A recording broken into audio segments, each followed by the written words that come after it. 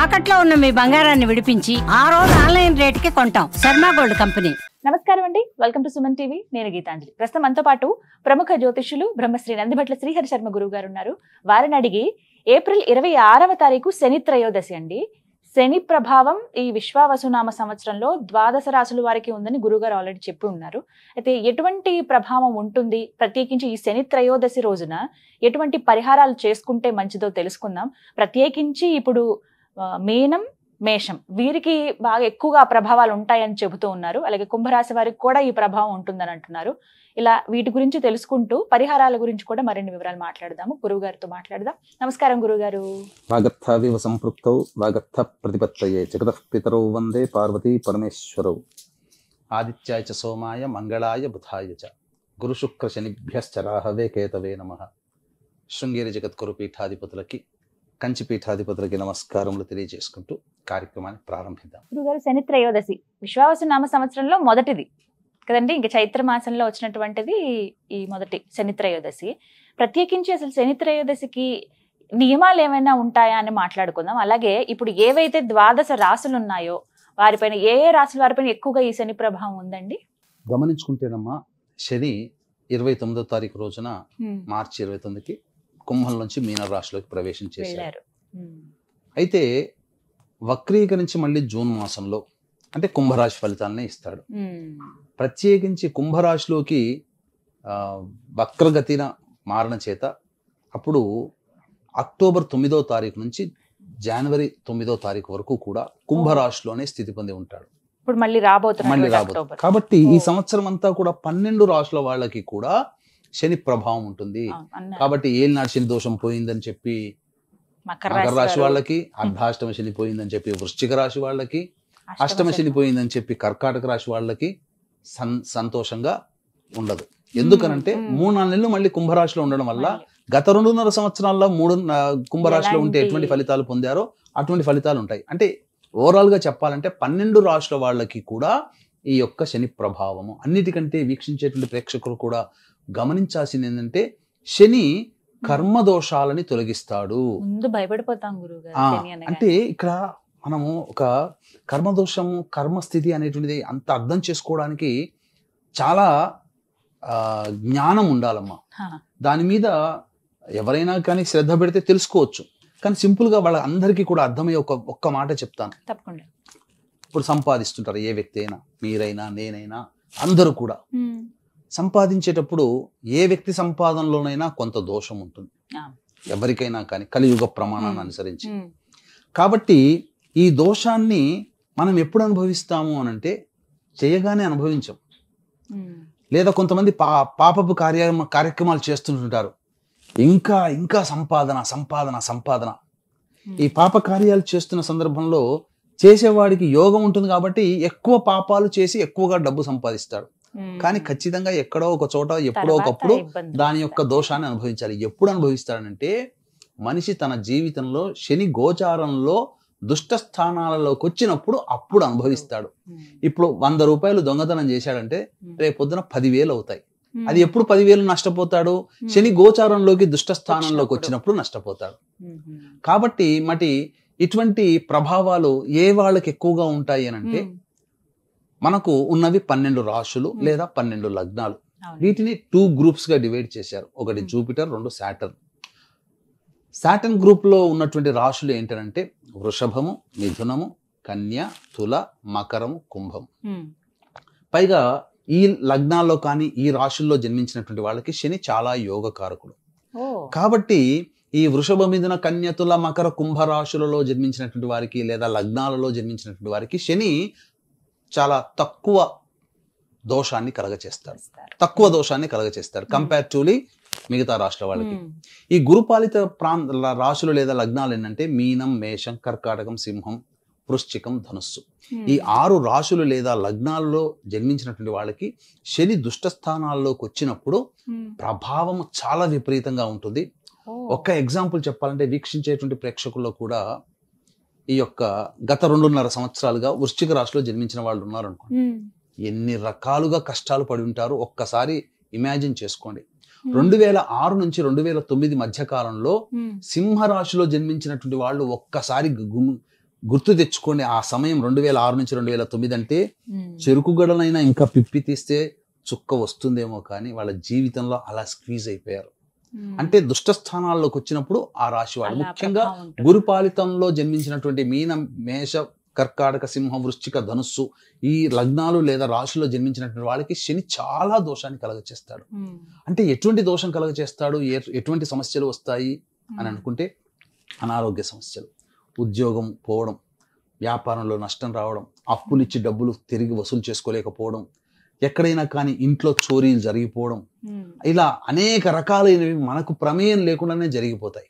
కాబట్టి ఖచ్చితంగా మరి ఇటువంటి వాటికి పరిహారాలు చేసుకోవాలా అని కూడా అడుగుతారు.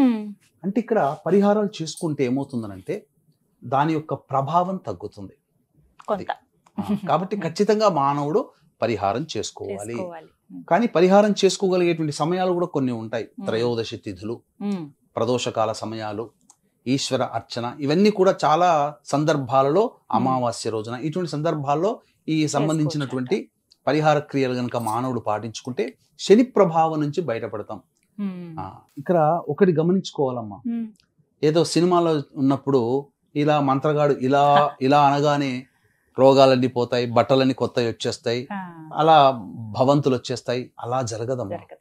అంటే మనము అనుభవించాల్సిన కర్మ అనుభవించక తప్పదు. కానీ శని అనుగ్రహాన్ని గనక పొందితే ఆ కర్మ మనకి ఎంత అనుకూలంగా మారుతుంది అని అంటే, ఒక్క మాటలో చెప్తాను.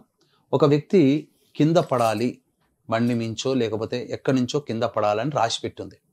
శని అనుగ్రహాన్ని పొందినటువంటి వ్యక్తి ఏమవుతుంది అని అంటే, గుడ్డ పేలికలున్న చోట, దిబ్బ మట్టి ఉన్న చోట, ఇసుక తిన్నెలున్న చోట పడతాడు. ఏదో రాసుకుని రాపిడితో కొద్దిగా పోతుంది.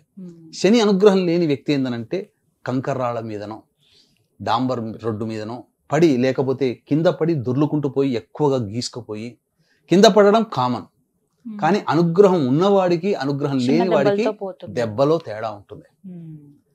దీనిపైన ఇప్పుడు ఎండాకాలం అమ్మ, మనం ఎండలో మనం వెళ్ళి పని చేసుకోవాలి. నేను బండి మీద డ్రైవ్ చేసుకోవాలి లేదా నడుచుకుంటూ పోయి రావాలి. ఆ పని చేసుకొని వచ్చినప్పుడు, పని పూర్తి చేసుకొని వచ్చే సందర్భంలో మానవుడి కష్టం, ఎండ బాధ, చెమట కారి దాహం వేసి ఇక పని చేసుకొని కష్టపడుతూ పని చేసుకుంటాడు. అదే ఒక గొడుగు పట్టుకొని పోయాడు అనుకోండి, కొద్దిగా ఉపశమనం లభిస్తుంది కదా, పని చేసుకుంటాడు, పని కావాలి. అట్లాగే శని అనుగ్రహం ఉన్న వ్యక్తి గొడుగు లాంటి ఆధారం శని అనుగ్రహం, కాబట్టి పని అవుతుంది. కానీ ఇటువంటి శని అనుగ్రహం లేకపోతే కష్టాలు పడి చేసుకోవాలి. కాబట్టి ఖచ్చితంగా పరిహారాలు చేసుకోవాలి. మరి 26వ తారీఖు సమయం ఎప్పటి నుంచి ఎప్పటి వరకు ఉందండి? పూర్తిగా తిథి ఉందా త్రయోదశి? త్రయోదశి ఆ రోజున ఉదయం 8:36 వరకు ఎంతో ఉందమ్మా, అంతే. ఉదయం అంతే. పైగా ఉత్తరాభాద్ర నక్షత్రం కూడా, శనివారం 3 కలిసి వచ్చిన అద్భుతమైన రోజు, మళ్ళీ అమావాస్య కంటే ముందున్నటువంటి రోజు. కాబట్టి ఆ రోజున అన్ని రాశుల వాళ్ళు, ముఖ్యంగా మీనం, మేషం, మిథునం, కర్కాటకం, సింహం, కన్యా, వృశ్చికం, ధనుస్సు, కుంభరాశిలో జన్మించిన వాళ్ళు ఖచ్చితంగా పరిహారాలు చేసుకోవాల్సిందే. మరి ఎటువంటి పరిహారాలు? ఉదయం 8:30 వరకే ఉంది కాబట్టి తెల్లవారుజామున లేసి చేసుకోవాల్సినటువంటి ఆ పరిహారాలు ఏంటో తెలియచేయండి. తప్పకుండానమ్మా. ముఖ్యంగా ఆ పరిహారాలు ఏంటంటే, శనివారం రోజున ఉదయం 5:49 సూర్యోదయం అవుతుంది. కాబట్టి దరిదాపుగా 7:15 వరకు దుర్ముహూర్తం ఉంటుంది. కాబట్టి ఆ దుర్ముహూర్తంలో మనం ఎటువంటి పనులు కూడా చేయలేము. మామూలు సమయంలో 7:30 వరకు ఉంటుంది. కానీ సూర్యోదయం ముందుగానే అవుతుంది కదా, కాబట్టి 7:15 కల్లా దుర్ముహూర్తం కంప్లీట్ అయిపోతుంది.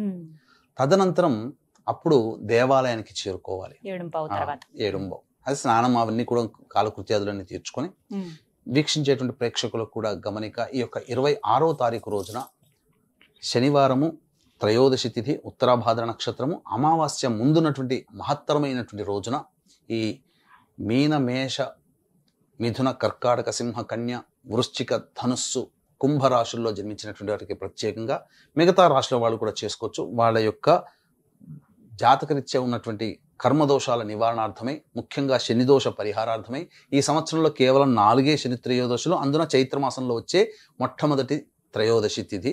ఆ రోజున జాతకరీత్యా ఉన్నటువంటి శనిదోష పరిహారార్థమై శనీశ్వర హోమము, అఘోర పాశుపతి మంత్ర హోమము, శని ప్రభావంలో వివాహము, విద్య, దాంపత్యము, అనారోగ్య సమస్యలు వస్తాయి. కాబట్టి వీటి సమస్యల లక్ష్మీ అనుగ్రహం కావాలి, డబ్బు కూడా నష్టపోతారు. కాబట్టి ఈ యొక్క దోష పరిహారార్థమై వివిధ రకాలైనటువంటి హోమాది కార్యక్రమాలు చేయించడం జరుగుతుంది. ముఖ్యంగా శక్తిపాతము చేయబడినటువంటి శంకరుంగలీమాల, ఈ యొక్క రాశులలో చెప్పినటువంటి రాశులలో జన్మించిన వాళ్ళు ఖచ్చితంగా ఈ శంకరుంగలీమాల ఈ శని ప్రభావం జరుగుతున్నటువంటి వాళ్ళు ధరించి తీరాలి. కాబట్టి కర్మదోషాలని మరియు జాతక దోషాన్ని తొలగించే శంకరుంగలి, కరుంగలి కాదు, శంకరుంగలి మాల అనేటువంటిది మీకు శక్తిపాతం చేసి ఇవ్వడం జరుగుతుంది. ఇక ఆ రోజున నవగ్రహాల దేవాలయానికి వెళ్ళి 26వ తారీఖు రోజున నవగ్రహాల దేవాలయానికి వెళ్ళి నవగ్రహాల చుట్టూ శివాయ నమః అంటూ 27 ప్రదక్షిణలు చేసి శనికి అభిముఖంగా కూర్చొని నిలబడి ఆ శనీశ్వరునికి నల్లటి బట్ట కట్టి నల్లటి ఒత్తితో నల్ల నువ్వుల నూనెతో దీపారాధన చేసి నల్ల నువ్వుల నూనెతో ఈశ్వరునికి శని భగవానికి అభిషేకం జరిపించి 8 నల్ల నువ్వుల లడ్డూలు స్వామికి నైవేద్యంగా పెట్టి చక్కగా వీలైతే మళ్ళీ రావి చెట్టు చుట్టూ శివాయ నమః అంటూ 27 ప్రదక్షిణలు చేసి ఆ రావి చెట్టు కింద నల్ల నువ్వులని ఒక రాశిగా పోసి దాని మీద తమలపాకులు 2 పెట్టి అక్కడ దాని మీద నల్ల నువ్వుల నూనెతో దీపారాధన చేసి వెనక్కి తిరిగి చూడకుండా ఇంటికి వచ్చేస్తే శని దోష ప్రభావాలు చాలా మటుకు తగ్గుతాయి. శని ప్రభావం వలన సమస్యలు చాలా మటుకు తగ్గుతాయి. అవకాశం ఉంటే ఈ చెప్పబడినటువంటి మీన, మేష, మిథున, కర్కాటక, సింహ, కన్య, వృశ్చిక, ధనస్సు, కుంభ రాశుల్లో జన్మించినటువంటి వారికి ఆ యొక్క 26వ తారీఖు రోజున జరిగేటువంటి కార్యక్రమంలో గోత్రనామాలు నమోదు చేసుకుని శంకరుంగలి మాలని సొంతం చేసుకోవచ్చు. 25 రాత్రి 9 లోపల ఈ కార్యక్రమంలో నమోదు చేయించుకోవచ్చు అంటారు. మొత్తంగా 26వ తారీఖు శనిగ్రహ దోషాలు ఎవరైతే ఉన్నాయో, ఆ ప్రభావాలు ఎవరైతే ఎదుర్కొంటున్నారో వాళ్ళకి ఇది ఒక పరిహారం అండి. చక్కగా వివరించారు గురుగారు, ధన్యవాదాలు. సర్వం శ్రీ ఉమామహేశ్వర పరబ్రహ్మార్పణమస్తు.